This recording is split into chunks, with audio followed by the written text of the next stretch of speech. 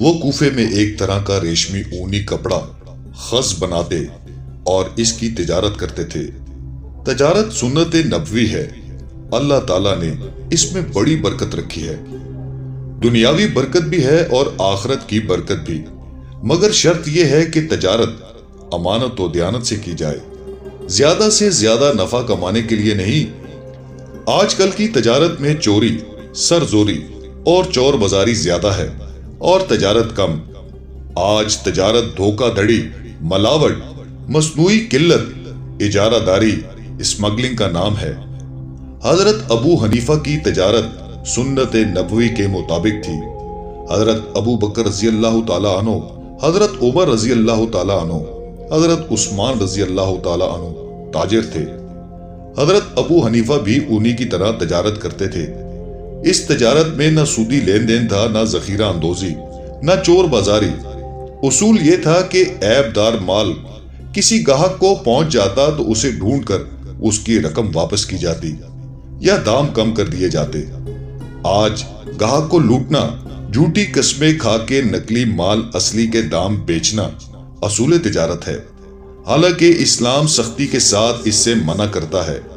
امام ابو حنیفہ کو اللہ تعالیٰ نے دولت بھی دی تھی اور دولت علم سے بھی خوب مالا مال کیا تھا۔ وہ بہت بڑے عالم دین تھے، حنفی فقہ کے بانی وہی تھے۔ ان کی کنیت ابو حنیفہ حقیقی نہیں اس وجہ سے ہے کہ انہوں نے فقہ حنفی کی بنیاد رکھی۔ وہ سن 80 ہجری میں پیدا ہوئے اور سن 150 ہجری میں فوت ہوئے۔ امام ابو حنیفہ کا شمار تابعین میں ہوتا ہے، ان بزرگوں میں جنہوں نے رسول اللہ صلی اللہ علیہ وآلہ وسلم کے ساتھیوں کو دیکھا۔ چنانچہ انہیں حضرت انس بن مالک رضی اللہ تعالیٰ عنہ، حضرت عبداللہ بن ابی اوفا رضی اللہ تعالیٰ عنہ، حضرت سہل بن سعد رضی اللہ تعالیٰ عنہ اور ابو الطفیل عامر بن واصلہ 4 صحابہ کرام کو دیکھنے کا شرف حاصل تھا۔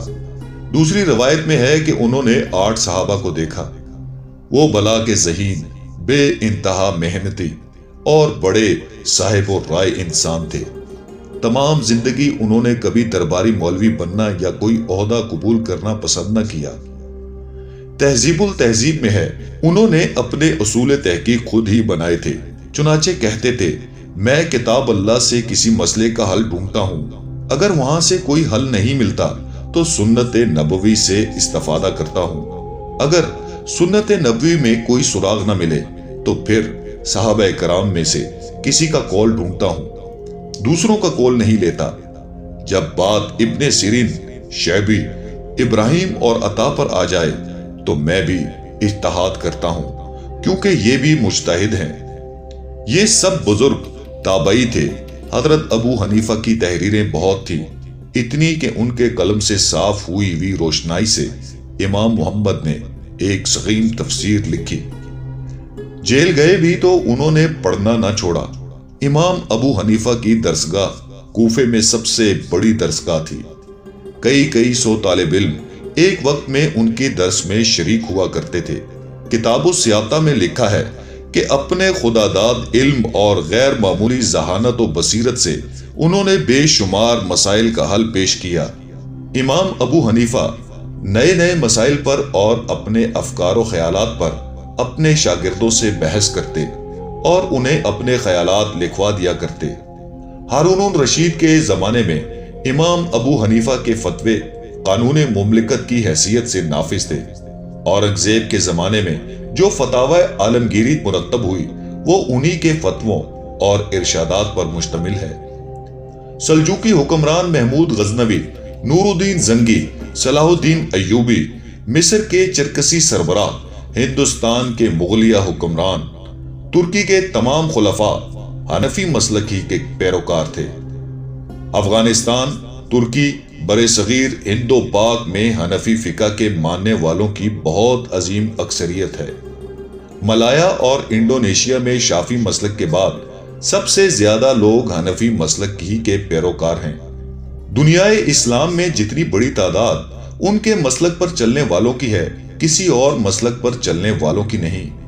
دنیا کی تمام مسلم آبادی میں 2/3 سے زیادہ لوگ فقہ حنفی کے ماننے والے ہیں۔ امام ابو یوسف لکھتے ہیں وہ نہایت پرہیزگار آدمی تھے، اکثر خاموش رہتے اور سوچا کرتے تھے۔ فیاضی اور مہمان نوازی میں اپنی آپ نظیر تھے، خود کسی کا احسان اٹھانے سے بچتے اور دوسروں پر کثرت سے احسان کرتے تھے۔ وہ نہایت حق گو اور دیانتدار تھے، لہجہ میں نرمی تھی اور مزاج میں حلم تھا۔ چونکہ صاحب فقہ تھے، اس لیے بڑی احتیاط برتتے کہ ان کے افعال و کردار میں ذرا جھول نہ رہے۔ امام ابو حنیفہ آدھی رات جاگتے اور آدھی رات سوتے تھے۔ ایک شخص نے کہیں کہہ دیا کہ امام صاحب تو ساری رات جاگتے اور عبادت کرتے ہیں۔